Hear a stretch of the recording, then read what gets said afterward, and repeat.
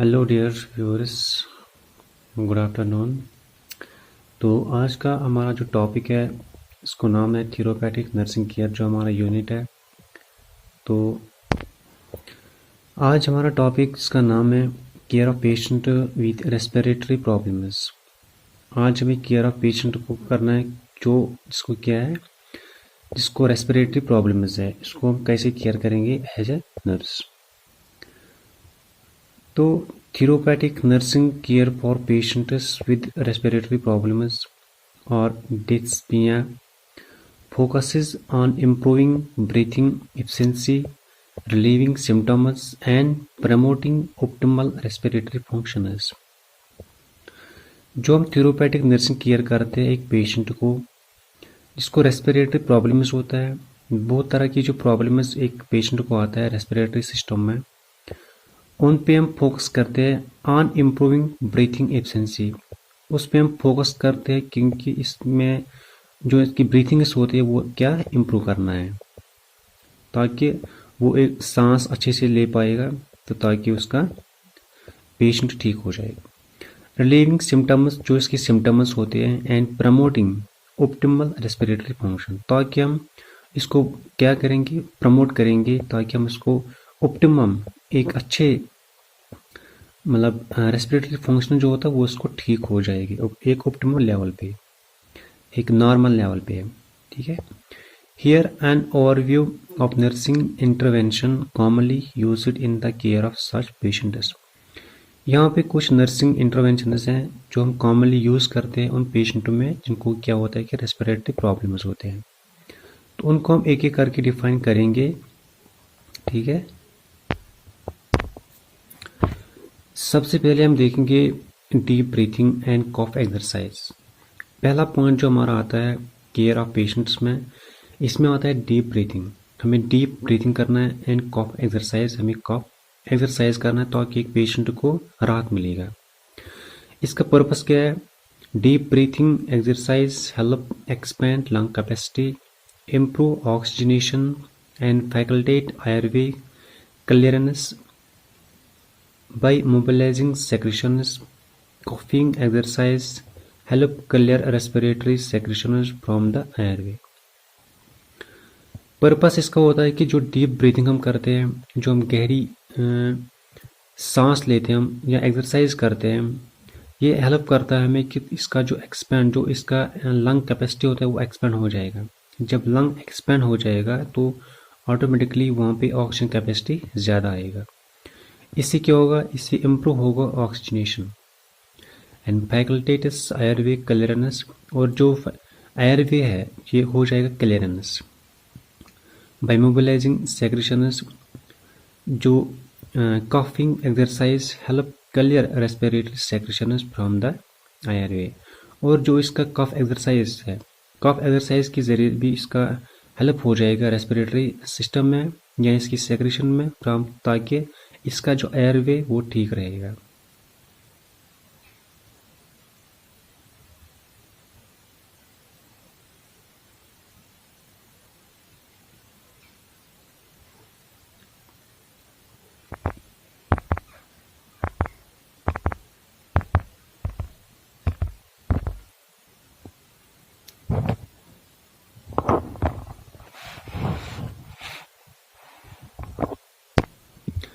दूसरा इसका टेक्निक्स आता है। टेक्निक में क्या है?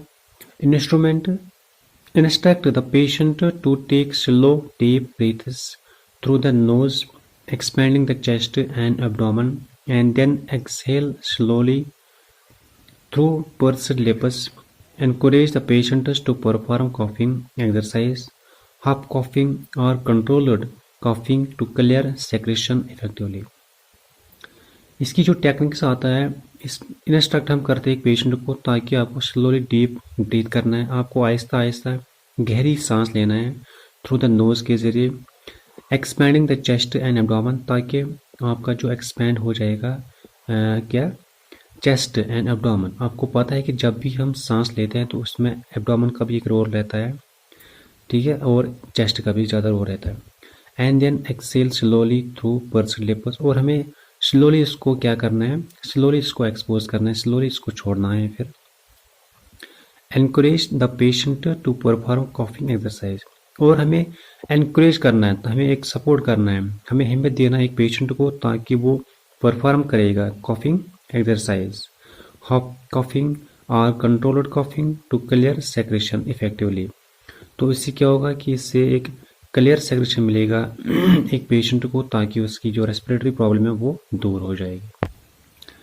इसका तीसरा पॉइंट क्या आता है, बेनिफिट्स। इम्प्रूव लंग फंक्शन, इसका जो फंक्शन है वो होता है लंग फंक्शन, इसको इम्प्रूव करता है।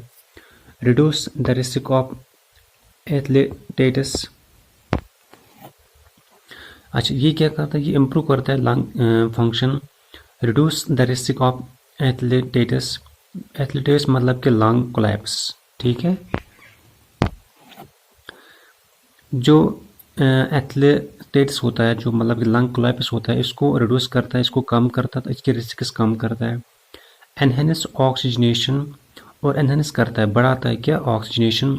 And promote airway clearance, and promote करता है कि जो एयरवे क्लियरेंस है उसको प्रमोट करता है, इसको साफ रखता है, ठीक है। तो ये है इसकी बेनिफिट्स किसकी, deep breathing and cough exercise की। तो अगर हम जाएंगे पॉइंट नंबर दूसरा, पॉइंट नंबर 2 क्या आता है, ऑक्सीजन इनहेलेशन। अब हम बात करेंगे जो इसका पॉइंट नंबर 2 है, इसका है ऑक्सीजन इनहेलेशन। इसकी इंडिकेशन क्या है, oxygen therapy it is administered to the patient with respiratory distress और hypoxia, low oxygen level to improve oxygenation and relieve dyspnea. इसकी इंडिकेशन क्या होता है कि हम ऑक्सीजन थेरेपी इज एडमिनिस्ट्रेट करते हैं, एक पेशेंट को देते हैं जिसको रेस्पिरेटरी डिस्ट्रेस होता है, जिसको रेस्पिरेटरी प्रॉब्लम्स होती है, यानी कि हाइपोक्सिया, एक और भी होता है जिसको हाइपोक्सिया कहते हैं कि जिस पेशेंट के पास होता है low oxygen level, to improve oxygenation and relieve dyspnea, ताकि हम उसको इम्प्रूव करते हैं ऑक्सीजन, ताकि उसके लंग्स में पूरी तरीके से ऑक्सीजन आएगा, ताकि वो बच पाएगा किससे, उसको रिलीव मिलेगा डिस्पियन से। Point number 2, administration. Oxygen can be delivered, oxygen हम देते हैं, डिलीवर करते हैं विद वेरियस डिवाइसेस, ठीक है, including nasal cannula, simple face mask, venturi mask, non rebreather mask, based on the patient's oxygen requirement and clinical conditions. Administration हम इसको देते हैं, पेशेंट को हम ऑक्सीजन देते हैं, बहुत सारे जो डिवाइस हमारे पास होता है इन हेल्थ केयर सेटिंग्स में या हॉस्पिटलों में। एक आता है नेजल कैन्यूल, दूसरा आता है simple face mask, venturi mask आता है, और आता है नॉन रिब्रीथर मास्क, ठीक है। ये वो मास्क होते हैं जिनके जरिए हम एक पेशेंट को क्या देते हैं, oxygen, based on the patient oxygen requirement and clinical condition. ये इस बेस पे होता है कि पेशेंट को कौन सी ऑक्सीजन की ज़रूरत है, कितनी ऑक्सीजन की ज़रूरत है, ताकि हम उसी हिसाब से उसको फेस मास्क दे सकते हैं। जो different kinds of face mask होते हैं हमारे पास हॉस्पिटल में, तो हम उसी हिसाब से उसको उसी मास्क के ज़रिए हम उसको ऑक्सीजन दे पाएंगे। Point number 3, monitoring. फिर हमें मॉनिटर करना पड़ता है assess oxygen saturation level using pulse oximetry and titrate oxygen flow rates to maintain target oxygen saturation level as prescribed by the healthcare providers. Monitor excess oxygen saturation level, ठीक है, using, जिसको जब हम oxygen इसको देते हैं एक patient को जिसको ज़रूरत होता है, आफ्टर हम यूज़ करते हैं pulse oximetry and titrate oxygen flow rate. Pulse oximetry एक डिवाइस होता है जिसके ज़रिए हम इसको देख पाते हैं इसकी सैचुरेशन लेवल कितना आ चुका है, अब इसकी ऑक्सीजन लेवल कितना आ चुका है लंग्स में। And titrate oxygen flow rate, इसके ज़रिए हम देते हैं मेंटेन टारगेट, ताकि हम इसको एक मेंटेन रखेंगे क्या, ऑक्सीजन रेट, ऑक्सीजन हम इसको क्या मेंटेन रखेंगे लंग्स कैपेसिटी में। Saturation level as prescribed by health care providers, ठीक है। तो ये होता है कि ऑक्सीजन हमको इसे मॉनिटर करेंगे कितना हमें देना है इसको, ठीक है। पॉइंट नंबर 3 आता है ड्राई एंड मॉइस्ट इनहेलेशन, ठीक है। ड्राई एंड मॉइस्ट इनहेलेशन, अगर इनहेलेशन की बात करेंगे इसमें 2 तरह आता है, एक आता है ड्राई, दूसरा आता है मॉइस्ट। अब हम बात करेंगे ड्राई इनहेलेशन और moist inhalation. Dry inhalation involve breathing in air or medications without added moisture. It may be used for patients with conditions such as asthma, chronic obstructive pulmonary disease, or bronchitis. Dry inhalation Dry inhalation involve breathing in air or medications. Dry inhalation में involve वहाँ पे होता है कि जो breathing in air जो हम करवाते हैं पेशेंट को या उसको साथ मेडिकेशन विदाउट ऐड मॉइस्चर, इसमें हम ऐड नहीं करते हैं मॉइस्चर, ठीक है। It may be used for patient with condition, इसमें हम यूज़ करते हैं पेशेंट की कंडीशन क्या है, पेशेंट की कंडीशन के साथ। अगर उसमें अस्थमा है, अगर उसमें क्रॉनिक ऑब्स्ट्रक्टिव पल्मोनरी डिजीज है यानी कि COPD, या अगर उसको ब्रोंकाइटिस है, तब हम इसको दे सकते हैं क्या, ड्राई इनहेलेशन, ठीक है। ये वो डिजीज़ होते हैं जिन पेशेंट में ये डिजीज़ होते हैं, चाहे asthma, chronic obstructive pulmonary disease होता है या होता है ब्रोंकाइटिस, उन पेशेंट को हम दे सकते हैं क्या, ड्राई इनहेलेशन। मॉइस्ट इनहेलेशन क्या होता है कि nebulization. Moist inhalation involve inhaling aerosolized medication or saline solution to humidify the airway, relieve bronchospasm, and facilitate exportation of secretion. Nebulization can be performed using a handheld nebulizer device or metered dose inhaler with a spacer. Moist inhalation जो होता है, इसमें हम दूसरा नाम देते हैं न्यूबलाइजेशन।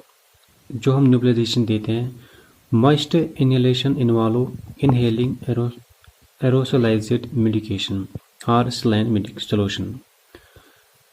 moist inhalation में involve करते हैं inhaling aerosolized medication, इसमें हम एक aerosolized medication यूज़ करते हैं या हम यूज़ करते हैं saline solution। इसी को हम humidify करते हैं airway, relieve bronchospasm, तो ये हमें relieve करता है क्या, जिसको bronchospasm होता है, ठीक है। ये एक किस्म का एक सोल्यूशन होता है जिसमें बहुत सारे टाइप्स आते हैं, चाहे सैलाइन सोल्यूशन आता है या ब्यूटेट सोल्यूशन आता है या इप्रावेंट सोल्यूशन आता है या सॉल्विन सोल्यूशन आता है। तो ये हम इस बहुत सारे पेशेंट को देते हैं, स्पेशली जिनको क्या होता है, जिनको ब्रोंकियोस्पाज्म होता है। इसमें हम यूज़ करते हैं मास्क, और इसमें हम आल्सो भी यूज़ करते हैं क्या, ह्यूमिडिफायर की ज़रूरत पड़ती है हमें, ठीक है। and facilitate exportation of secretion. Nebulization can be performed using a handheld nebulizer device or metered dose inhaler. Nebulizer जो होता है, इसको हम परफॉर्म कैसे करते हैं, इसमें बहुत सारे मतलब आते हैं। एक इसमें आता है जो हैंडल, जो इंसान अपने हाथ में उठा सकता है और फिर क्या न्यूबलाइजेशन खुद को दे सकता है, और दूसरा आता है MDI मेथड डोज इनहेलर, ये भी एक आता है, या एक स्पेसर आता है। तो ये इन अलग अलग काइंड्स जो होते हैं, अलग अलग टाइप्स ऑफ मॉइस्चराइजिंग डिवाइस होते हैं जो हम यूज़ करते हैं पेशेंटों में। तो आगे जाएंगे, पॉइंट नंबर 4 क्या है, ओरो नेजल सक्शनिंग। ओरो नेजल सेक्शन, ओरो मतलब कि जो हमारा माउथ है उसमें हम कभी कभार सेक्शन करना पड़ता है ताकि एक पेशेंट की जो एयर क्वांटिटी है या एयर फ्लो जो ठीक ठाक रहेगा, ठीक है। बहुत सारे ऐसे पेशेंट हैं, देखिए indication, oro nasal suctioning is performed to remove excess respiratory secretion और air flow obstruction, improve airway patency and alleviate dyspnea in patients with ineffective cough, relax or difficult clearing secretions। इसकी indication क्या है, जो हम ओरो nasal sectioning करते हैं, जिसको हम परफॉर्म करते हैं ताकि जो एक इसके मुंह में, जो इसके गले में जो रिमूव होता है, जो एक्सेस म्यूकस होता है, अच्छा, इसको हम साफ करने के लिए क्या करते हैं, ऑब्स्ट्रक्शंस को इम्प्रूव करते हैं एयरवे, ताकि इसकी जो एयरवे वो साफ रहेगा, वो ठीक रहेगा, ताकि ये डिस्पेंसिया से बच पाएगा ये patient. In effective coughing, relax और डिफ़िकल्ट क्लियरेंस सेक्रेशन, जो पेशेंट को डिफ़िकल्ट होता है, जो उसको तकलीफ होता है सांस लेने में, तो उनको हम क्या करते हैं, ओरो नेजल सेक्शन, ठीक है। इनकी जो इनकी क्या करते हैं, उनके जो गला वो हम साफ कर पाते हैं ताकि उसकी जो एयर कंडीशन जो क्या ठीक ठाक रहेगा। Technique use a suction catheter to gently suction oro and nasal secretion under aseptic condition. ये जो टेक्निक हम यूज़ करते हैं स्पेशली हम उन पेशेंट में यूज़ करते हैं जो पेशेंट को आता है ट्रामा पेशेंट कोई होता है या हाइपोक्सिया पेशेंट या किसी पेशेंट को हमें गले में सर्जरी करना है, उन पेशेंट को हमें ये करना पड़ता है क्या, ओरोनेजल सेक्शन है।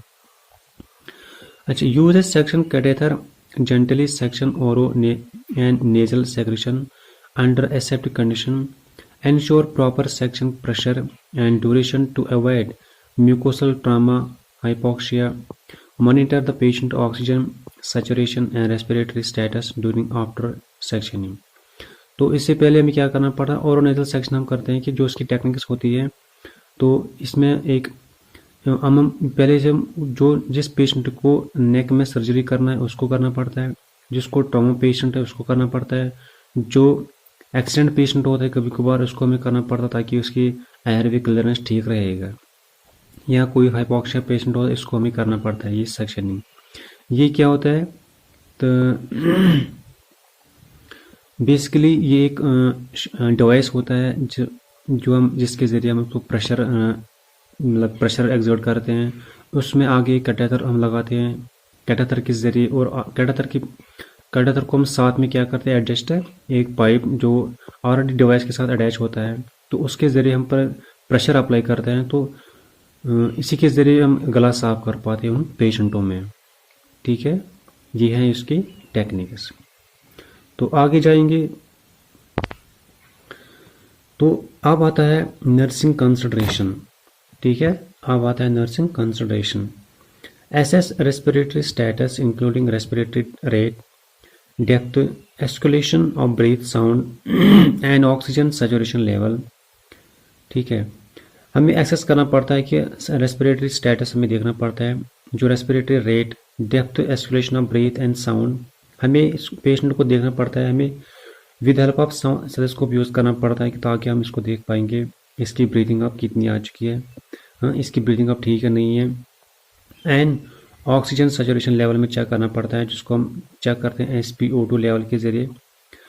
Educate patients on proper breathing techniques, हमें एक पेशेंट को अच्छे से एजुकेट करना है, हमें उसको अच्छे से समझाना है कि आपको ब्रीथिंग टेक्निक्स कैसे करना है, कॉफ एक्सरसाइज कैसे करना है, and the use of respiratory aid और इनहेलेशन डिवाइस, और आपको यूज़ कैसे करना है रेस्पिरेटरी एड्स या जो डिवाइस आता है वो हम आपको कैसे इस्तेमाल करना है, हमें प्रॉपर तरीके से इसको समझाना है।